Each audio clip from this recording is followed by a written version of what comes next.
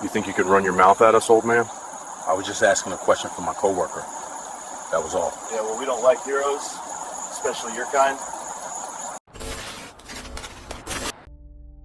The flashing lights sliced through the humid New Jersey night like accusations nobody asked for back in 2023, and the body cam on Officer Daniel's chest recorded every second in brutal high definition. It was supposed to be nothing more than a traffic stop on a quiet stretch of road in Logan Township for illegal window tint on a colleague sit-in. Robert Klein sat rigid behind the wheel, hands at 10 and 2, sweat already beading on his forehead despite the cool air. In the passenger seat rode Ethan Morales, a 58-year-old African-American veteran whose broad shoulders still carried the posture of a man who had marched through desert sandstorms and come home expecting at least a little respect. Ethan had spent 22 years in the Army, earning a Purple Heart in the Gulf before trading combat boots for dress shoes at the local insurance office. He knew what real pressure felt like, the kind that tested a man's soul, and he had promised himself he would never again let a brother in arms or a brother at work face it alone.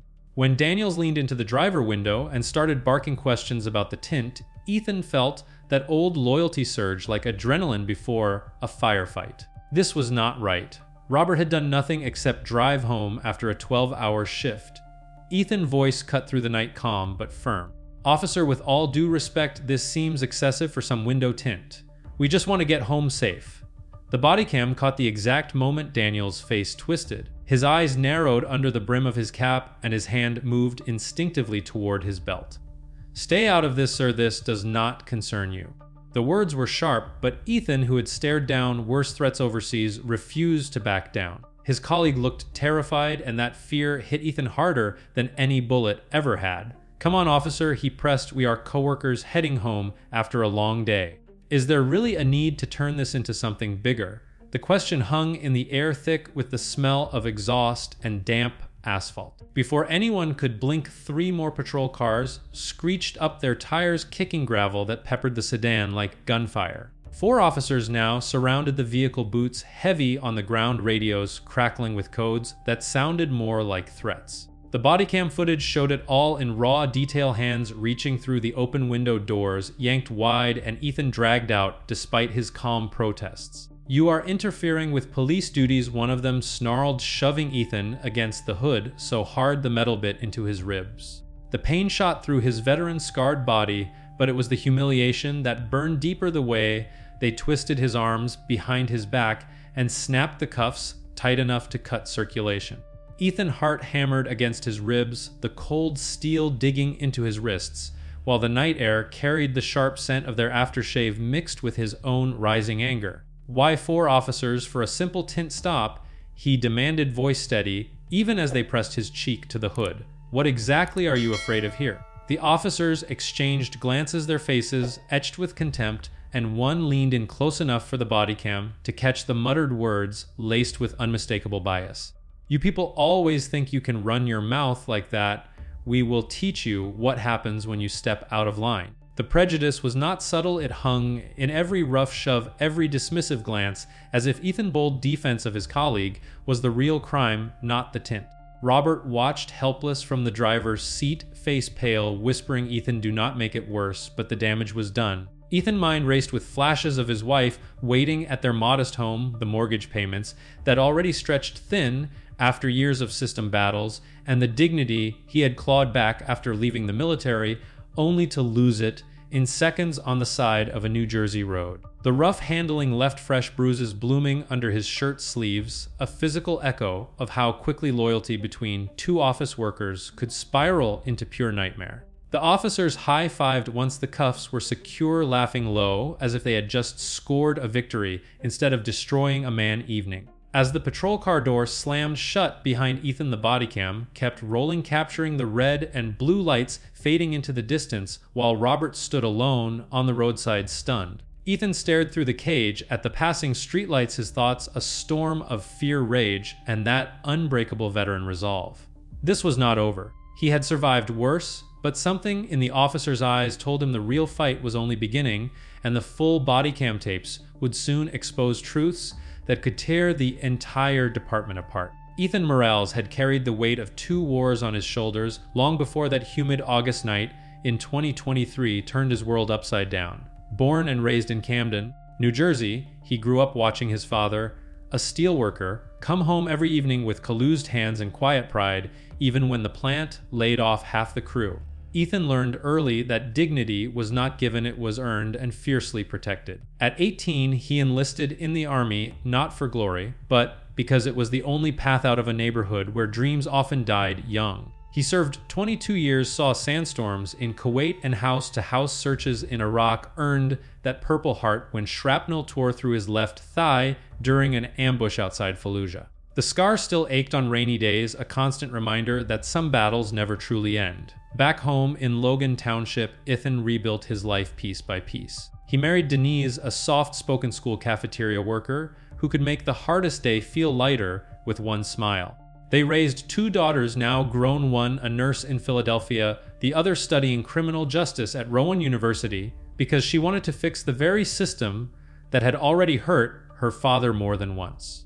Ethan took the insurance job at Keystone Mutual because the hours were steady, the benefits solid, and the office overlooked the Delaware River, where he could sit during lunch and watch freighters glide past, reminding him how small one-man problems really were. Or so he thought. Robert Klein, his colleague of 8 years, was the opposite, in every way pale, quiet 39, never served a day in uniform, but carried his own quiet burdens. Divorced single father to a teenage son who needed braces and new sneakers, every 6 months Robert worked overtime whenever he could just to keep the lights on.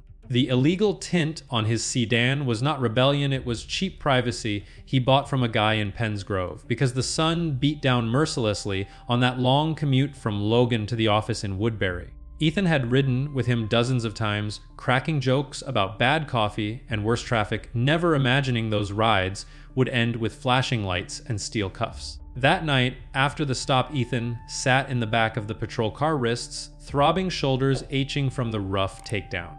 The vinyl seat stuck to his sweat shirt, the smell of old cigarettes and industrial cleaner thick in the confined space. Every bump in the road jolted fresh pain through his old wound, but worse was the silence, the way the officer driving never once looked at him in the rear view, just kept his eyes forward like Ethan was cargo, not a man. Through the cage, Ethan watched the familiar streets of Logan Township slide by the modest ranch houses, the corner bodega with the flickering neon, the playground where kids still played basketball under floodlights even at 10:30 at night. This was his home, his community, and yet tonight it felt foreign, hostile. At the station, the fluorescent lights buzzed overhead, harsh and unforgiving. They processed him like a stranger fingerprints, mugshot, the whole humiliating routine. The desk sergeant, a thick-necked man with a mustache that looked like it belonged in the 90s, read the charges aloud, interfering with police duties, obstruction, resisting arrest, each word landing like a slap. Ethan stood straight back, military posture even in cuffs, and asked the one question that burned hottest. How exactly was I interfering when all I did was speak up for my coworker who had done nothing wrong? The sergeant snorted, never answering, just shoved the paperwork across the counter. What Ethan did not know yet, what the body cam would later reveal in grainy, devastating clarity, was the private radio chatter between the 4 officers as they drove him away. One voice crackled through static, laughing low. Guy thinks he can play hero because he got some medals back in the day. Another chimed in, yeah, well, we showed him who runs things around here tonight. The words were not meant for public ears, but the microphones caught every syllable, every trace of contempt, every hint that this stop had less to do with window tint and more to do with an older black man daring to question authority in front of his white colleague. That single detail, the casual racism threaded through the arrest, would become the match that lit the firestorm. Denise received the call at 11:47 from a collect line at the Logan Township Police Department. Her hand shook so badly she almost dropped the phone when the officer on the other end delivered the news, matter of fact, no apology, no softness. Your husband has been arrested, ma'am. He will be arraigned in the morning. She sat on the edge of their bed staring at the framed photo on the nightstand, Ethan in dress uniform, medals, shining eyes full of quiet strength. Tears came fast and hot, not just for tonight, but for every time the system had reminded them they were still on trial, still having to prove they belonged. By sunrise, the news had spread through the office like wildfire. Coworkers whispered in the break room, some shocked, some silent, afraid to speak up. Robert Klein arrived pale and unshaven, refusing to look anyone in the eye, guilt eating him alive, because he knew if Ethan had stayed quiet, none of this would have happened. But deep down, he also knew the opposite was true. If Ethan had stayed silent, something inside, both of them would have died a little more that night. The Bodycam footage was not released yet, but whispers reached the right ears. A local activist group, the Logan Community Justice Coalition, caught wind of the arrest through a cousin who worked dispatch. They requested the tapes under public records law, and when the first stills leaked online showing Ethan pressed against the hood, 4 officers towering over him, the comments exploded. People recognized the posture, the unnecessary force, the look in his eyes that said this was not new, this was just another chapter in a long story. Ethan spent the night on a cold bench, in holding, replaying every second in his mind the moment he spoke up, the moment loyalty turned into liability. He thought of his daughters, thought of Denise, thought of the Purple Heart medal he kept in a drawer because wearing it felt like asking for trouble. And in that dark cell, a quiet resolve hardened inside him. If they wanted to make an example of him, he would make damn sure the example went both ways. Type just as served in the comments if you believe speaking up for a friend should never cost a veteran his freedom. Have you or someone you know ever been punished just for asking why? Drop your city below and let me know you're watching from somewhere that still believes in right and wrong. The cold steel bench in the Logan Township, holding cell pressed against Ethan Morrell's spine like an old enemy that refused to stay buried. And in the silence of that August 2023, night, his mind dragged him back through every battlefield he thought he had left behind. 22 years of service had taught him one unbreakable truth: a man does not stand by and watch another get crushed, not when the uniform once meant something and not when the man next to you carries the same tired look your own father used to wear after another layoff. Ethan closed his eyes, the fluorescent buzz drilling into his skull, and the memory hit him hard the day in Fallujah when his squad mate Jamal took shrapnel, because Ethan refused to leave him behind even when the order came to pull back. That same fire, the one that earned him the Purple Heart, now burned in his chest for Robert Klein, a quiet white coworker who had never worn dog tags but still deserved protection. He had spoken up that night not for glory, but because something inside him snapped the moment Officer Daniel's voice turned cold. Ethan could still taste the exhaust on his tongue, still feel the rough shove against the hood that reopened the old scar on his thigh. Loyalty was never optional in his world, it was oxygen. Growing up in Camden, he had watched too many black men stay silent and lose everything: jobs, homes, dignity. His own father lost the steel mill job in '98 because he dared complain about unsafe conditions, and the family paid for years in missed rent and empty dinner tables. Ethan swore then that no man under his watch would suffer the same quiet defeat. Robert was not black, not a veteran, but he was a brother in the trenches of 12-hour shifts, mortgage payments, and raising kids alone. That was enough. The real trigger came in the patrol car when the radio chatter leaked through the cage, faint but unmistakable. One officer had muttered, "Yeah, these boys always gotta play hero," and another laughed back, especially the ones with medals thinking they still matter. The words sliced deeper than any cuff because Ethan knew exactly what they meant. It was not about the tint, it was never about the tint.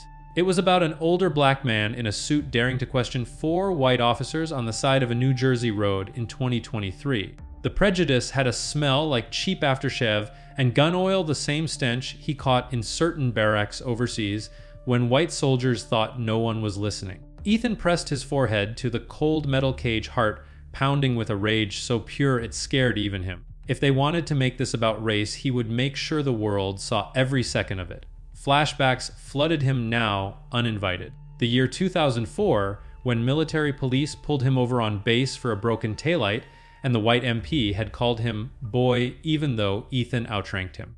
The promotion he was denied twice because someone higher up decided his record looked too aggressive for a black sergeant. Each memory fed the fire the Purple Heart, sitting in his drawer at home, suddenly felt heavier than the night he earned it. Denise would be pacing the living room right now, twisting her hands the way she did when the bills stacked up or when their oldest daughter came home crying about another microaggression at nursing school. Ethan thought of his girls, the way they looked up to him, the way he promised them the system would not break what their father built.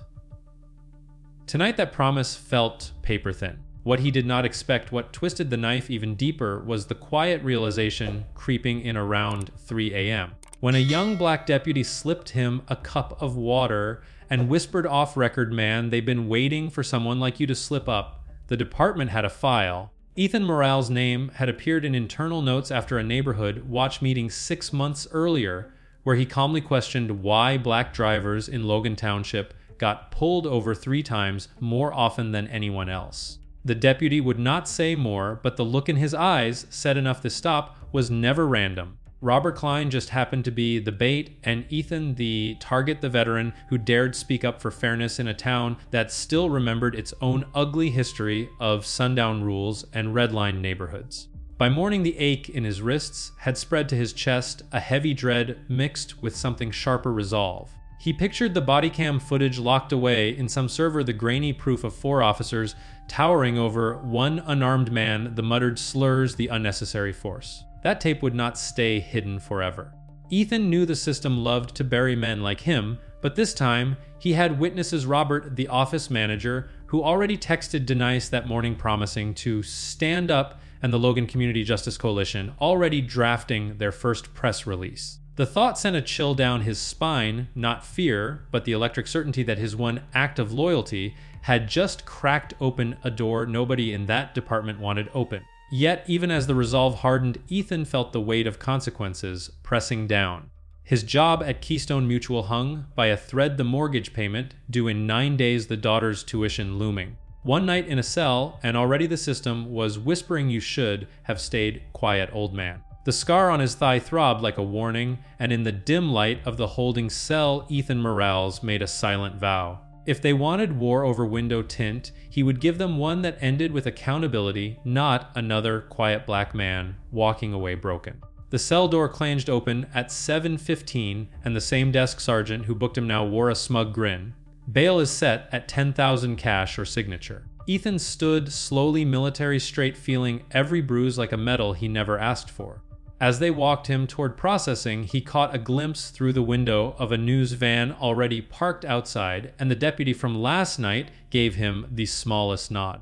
Something was coming bigger than this arrest, bigger than Logan Township, and the bodycam that captured every threat, every shove, every biased word was about to become the spark that burned the whole rotten playbook to the ground. The bodycam on Officer Daniels' chest kept rolling without mercy through the humid August 2023 night in Logan Township, capturing every brutal second of the escalation that turned a simple tint stop into a veteran nightmare no man should ever live. Ethan Morales felt the cold steel of the patrol car door slam against his shoulder as they shoved him inside, the impact jarring his old shrapnel scar like a fresh wound. His wrists burned where the cuffs dug deep, cutting off circulation, and the vinyl seat stuck to his sweat-soaked dress shirt with a sickening squeak. The smell of stale coffee and gun oil filled the cage, while the 4 officers outside laughed low, their boots crunching gravel like they had just bagged big game. Step by step, the bodycam showed it all. First, Officer Daniels yanked Ethan out of Robert Klein's set-in, twisting his arm so hard the joint popped audibly. "You think you can run your mouth at us, old man?" one of them snarled, voice dripping with contempt. The second officer, a stocky white man with a buzz cut, pressed his knee into Ethan's back, pinning him to the hood, while the metal bit into his ribs. The camera caught the exact moment Ethan gasped, not from pain, but from the raw humiliation of it all. "I was just asking a question," he managed through gritted teeth. "For my coworker, that was all." The officers exchanged glances, and the third one leaned in close enough for the mic to pick up the whisper. "Yeah, well, we do not like heroes, especially your kind." The word "your kind" landed like a slap the bias, so thick it choked the night air. They dragged him upright, the 4th officer, a tall, thin man, with cold blue eyes, reading the Miranda rights in a monotone that made the words sound like a threat. "You have the right to remain silent. Anything you say can and will be used against you." Ethan stood military straight, even as fresh bruises bloomed under his sleeves, his heart hammering so loud he could hear it over the crackling radios. The body cam swung wildly as they marched him to the patrol car, the red and blue lights painting the road in sickening pulses. Robert Klein watched helpless from the sedan, face ghostly pale, whispering, "Ethan, I am so sorry," but the officers blocked his view, laughing again. One of them muttered into his radio, "Just another mouthy vet thinking his medals mean something out here." Inside the car, the ride to the station felt endless, every pothole jolting fresh agony through Ethan's thigh. The cage pressed against his forehead, the air thick with the scent of industrial cleaner, and the faint, metallic tang of his own blood where the cuff had nicked his wrist. His mind raced with flashes of Denise waiting at home, the mortgage notice on the kitchen table, the daughters' faces if they saw this on the news. Loyalty had cost him everything in seconds, and the system was not done yet. At the station, the fluorescent lights buzzed overhead like angry hornets as they processed him, fingerprints rolling cold and sticky mugshot camera flashing in his eyes. The desk sergeant smirked while entering the charges, interfering, obstruction, resisting, each word another twist of the knife. Then came the real escalation, the part the body cam later leaked in devastating clarity. In the holding area before the cell, the 4 officers surrounded him again, one pressing a finger into Ethan's chest hard enough to leave a mark. "You cost us time tonight," vet the tall one hissed, breath hot with aftershave. "Next time, keep that mouth shut, or we will make sure your family feels it too." The threat hung heavy, the body cam catching the exact flicker of fear in Ethan's eyes before his veteran steel took over. The other officers nodded, smirking like it was all a joke, but the mic caught the edge in their voices, the casual racism that said this was never about tint, this was about putting an older black man back in his place. Ethan felt the rage build until his vision blurred, the scar on his leg throbbing in time with his pulse. He thought of every battlefield where he had protected brothers, thought of his father swallowing pride after every layoff, and something inside him refused to break. But the peak hit when they stripped him of his belt and shoelaces, the small indignities piling up until he tasted bile. The officers high-fived again, one muttering into the radio case, closed on the mouthy one, and the body cam froze on Ethan, face the quiet fury mixed with despair that said this one act of loyalty had just shattered the fragile peace he had built since leaving the army. By the time they slammed the cell door, the footage had already been flagged internally, but whispers were spreading. A rookie deputy who had seen too much slipped Ethan a paper towel for his bleeding wrist and mouthed the words, "They are going down for this." Ethan sat on the cold bench, chest heaving, the weight of the night crushing him, yet a spark of something dangerous flickered to life. Those body cam tapes were about to explode, and when they did, 4 officers would learn what real accountability felt like. Type justice now in the comments if you believe 4 grown officers needed to gang up on one veteran just for speaking up for his coworker. Have you ever watched body cam footage that made your blood boil like this? Drop your city below and tell me you are watching from a place that still demands answers. The morning sun hit Ethan Morales like a spotlight he never wanted as he stepped out of the Logan Township police station in August 2023. $10,000 in bail money scraped together by Denise calling every relative she could find before dawn. His wrists still bore raw red bands from the cuffs, throbbing with every heartbeat, and the fresh bruises on his ribs ached so deep he winced when he slid into the passenger seat of their old sedan. The air inside smelled of Denise lavender air freshener, mixed with the faint metallic tang of fierce sweat that had not left his skin since the night before. She gripped the wheel, tight knuckles white, whispering they had no right at all, while tears streamed down her face. He reached for her hand, military steady on the outside, but inside his veteran soul screamed, because one simple act of loyalty for a coworker had just ripped the fragile peace from their home. By the time they pulled into their driveway, the chaos had already exploded. News vans lined the quiet street of modest ranch houses, cameras rolling as neighbors peeked from behind curtains. The Logan Community Justice Coalition had blasted the arrest details across social media overnight, and the first grainy stills from the body cam leaked, showing 4 officers towering over one unarmed black veteran. Comments flooded in thousands of them. How many more brothers have to bleed for speaking up? Ethan stared at his phone, the screen blurring through the pain in his eyes, while Denise paced the kitchen, the mortgage notice still taped to the fridge mocking them. Their oldest daughter, called from Philadelphia, voice cracking, "Mom, is Dad okay?" the nursing shift forgotten as she sobbed over the image of her father pressed against that hood like a criminal. The younger one at Rowan University texted in all caps "THY Candiotes TOODD," and Ethan felt the weight of every promise he had made to his girls shatter in real time. Robert Klein showed up at their door an hour later, unshaven eyes, hollow with guilt, carrying a bag of groceries like it could fix anything. "I should have told you to stay quiet, Ethan," he muttered, voice breaking on the kitchen table, but Ethan just shook his head, the scar on his thigh burning like it did in the desert. "You did nothing wrong, brother. That tint stop was nothing, and my mouth should not have cost us both our dignity." Robert confessed the office had already suspended them both pending investigation, the manager citing policy violations, while whispering off record the department is circling wagons hard. The smell of fresh coffee turned bitter in Ethan's mouth as he realized the job that had kept their lights on for 8 years now hung by a thread, the same thread the system loved to yank from men who dared question it. Denise could not stop shaking as she bandaged his wrists in the bathroom, the fluorescent light harsh on the purple welts. She whispered through clenched teeth, "How many nights did you come home from war just to fight this at home, Ethan?" Their modest living room filled with the low buzz of the television local news, already running the story, "Veteran arrested for asking why bodycam footage pending release." Neighbors started knocking, some black, some white, all angry, bringing casseroles and quiet promises of support, but the fear lingered thick in the air like smoke after a fire. Ethan sat on the couch, military posture cracking, under the pressure, replaying the officers' threats in his head, the muttered, "You're kind," the casual way they laughed, while dragging him away.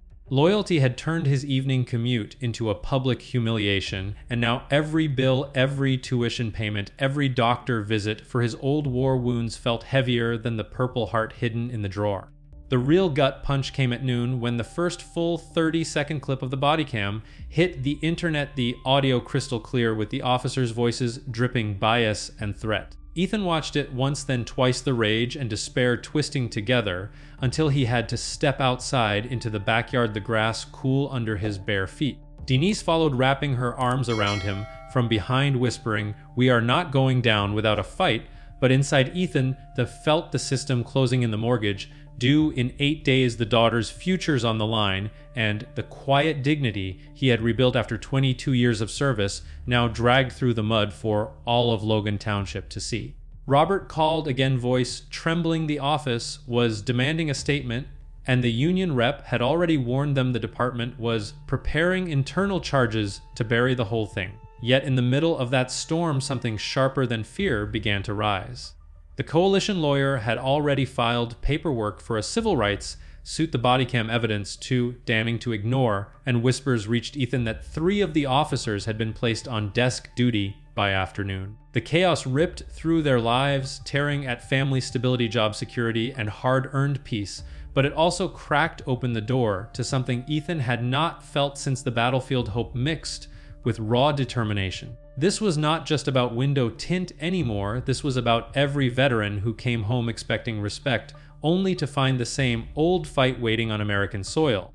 As the sun dipped low that first day, casting long shadows across the yard, Ethan stood straighter than he had in hours, staring at the distant Delaware River, freighters gliding past like they carried the weight of the world. The bodycam tapes were spreading faster than the department could contain them, and somewhere in the growing noise of outrage and support, a federal investigation had already begun its quiet rumble. The consequences were just starting, and the system that tried to break one loyal man was about to learn how badly it had underestimated him. The full bodycam footage dropped like a bomb on a quiet September morning in 2023, and every frame from that humid August night in Logan Township tore open wounds no veteran should have to relive. Ethan Morales sat frozen on his living room couch, the scar on his thigh pulsing in rhythm with the grainy audio, while Denise clutched his arm so tight her nails left half moons in his skin.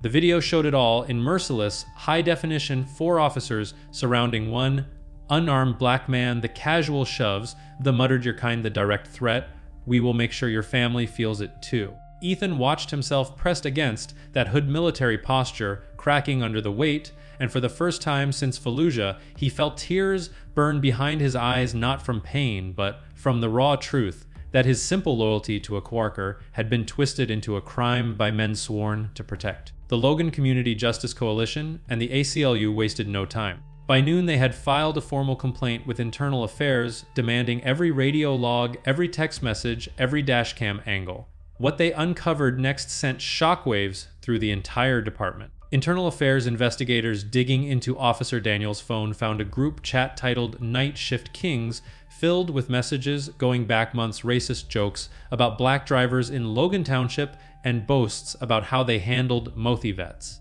One text from the stocky officer with the buzz cut read exactly like the threat Ethan heard that night: "Next time we teach these heroes a lesson they won't forget." The revelation hit Ethan like shrapnel all over again because it proved this was never about window tint. It was a pattern, a playbook the department had been running for years on men who dared speak up. Federal investigators from the Department of Justice stepped in by late September 2023 after the Bodycam clips went viral with over 2 million views. They interviewed Robert Klein, who broke down on camera admitting he had never seen such unnecessary force in his life. They pulled Ethan military records showing his Purple Heart and 22 years of honorable service, then compared them to the department internal file that flagged him as a troublemaker simply for asking about traffic stop disparities at a neighborhood meeting 6 months earlier. The twist that cut deepest came when a whistleblower rookie deputy testified under oath that the 4 officers had coordinated the stop via text before even pulling Robert over. They knew Ethan rode in that car and they wanted to make an example. Ethan sat in the federal interview room, hands steady but voice cracking when he told them, "I survived 2 wars to come home and be treated like this in my own town."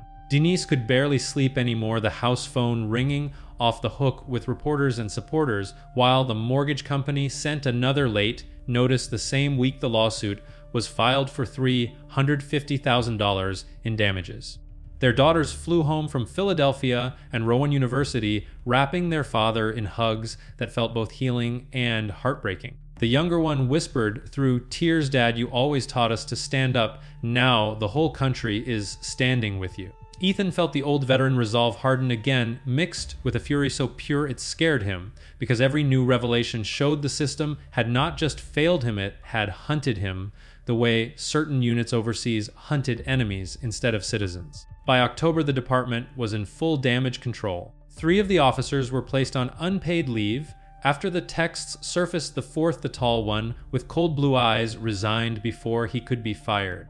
The Bodycam supervisor admitted under questioning that the footage had been flagged for review the very night of the arrest, but higher-ups sat on it hoping the story would die. Ethan watched every press conference from his couch, the scar on his leg aching like it did in the desert, while rage and hope battled inside him. This was the catharsis he never asked for, but the one the community needed: a black veteran whose loyalty to a white coworker exposed a rotten core in the very department sworn to serve Logan Township.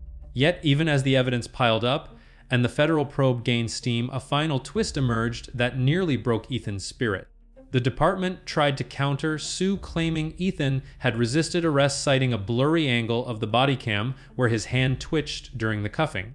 For 48 hours, the media spun it as veteran versus police until the full unedited file dropped, proving the twitch was nothing more than pain from an old war wound. The lie collapsed in real time and the public outrage doubled overnight.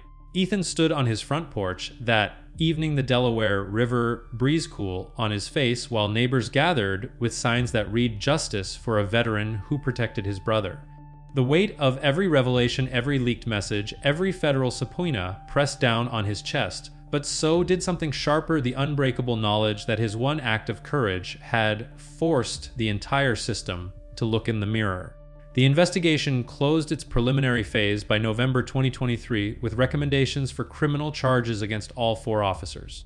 Ethan Morale's case was no longer one man's story. It had become the spark that lit a fire under a department long overdue for reckoning.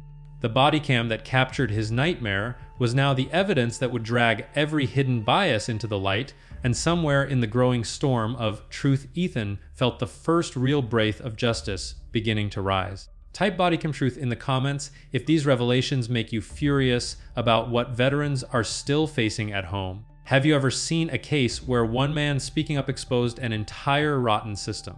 Drop your city below and let me know you are watching from a place that refuses to stay silent. The courtroom in Camden County Superior Court fell silent on a crisp morning in 2024 as the judge read the verdict that closed the chapter no one in Logan Township would ever forget. Ethan Morales sat ramrod straight beside Denise, his hand steady in hers, while the scar on his thigh throbbed like a final reminder of battles both overseas and at home. By then, the federal investigation had already forced the hand of local justice, and the four officers who turned a simple tint stop into a nightmare of bias and brute force faced the full weight of accountability. Officer Daniels and the stocky buzzcut officer were convicted on civil rights violations, stripped of badges, and sentenced to 18 months, each with 3 years probation. The tall one with cold blue eyes, who delivered the family threat, resigned in disgrace, and the fourth received a permanent demotion plus mandatory retraining. The department itself paid $350,000 in settlement, the exact amount Ethan lawsuit demanded, and every penny went straight into a trust for his daughter's education and the veteran support program he started right there in Logan Township.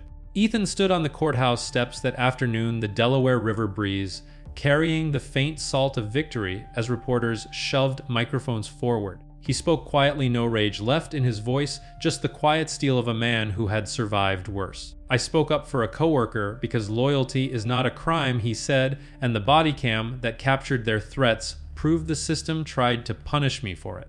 Denise wiped tears beside him, whispering through a smile, "We got our dignity back, Ethan," while Robert Klein stood in the back row, still employed at Keystone Mutual, because the office manager had reversed every suspension the moment the verdict dropped. The girls hugged their father tight, one whispering, "Dad, you did it," the other already planning to use part of the settlement for law school so no other veteran would ever stand alone again.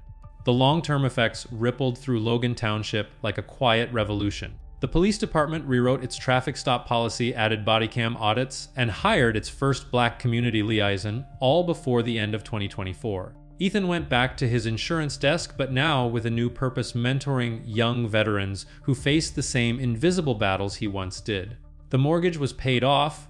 Early, the house felt lighter, the family dinners louder with laughter that had been missing since that humid August night. Yet the scars remained not just on his body, but in the way he still checked the rearview mirror twice when driving at night, the way Danae still flinched at flashing lights. The system that tried to break one older black veteran for daring to defend a brother had been forced to bend, and the community that watched it happen would never look at a traffic stop the same way again. But even in victory, Ethan carried the deeper truth that justice this time had come only because the bodycam refused to stay silent, and because thousands of voices online and in the streets refused to let another veteran story end in quiet defeat. He stood on his front porch that final evening, watching freighters glide down the river, the purple heart back in its drawer where it belonged, and felt the weight lift at last. This incident took place back in 2023, and by the spring of 2024, justice was served not perfectly, but enough to remind every man watching that loyalty still matters and that speaking up can still change everything.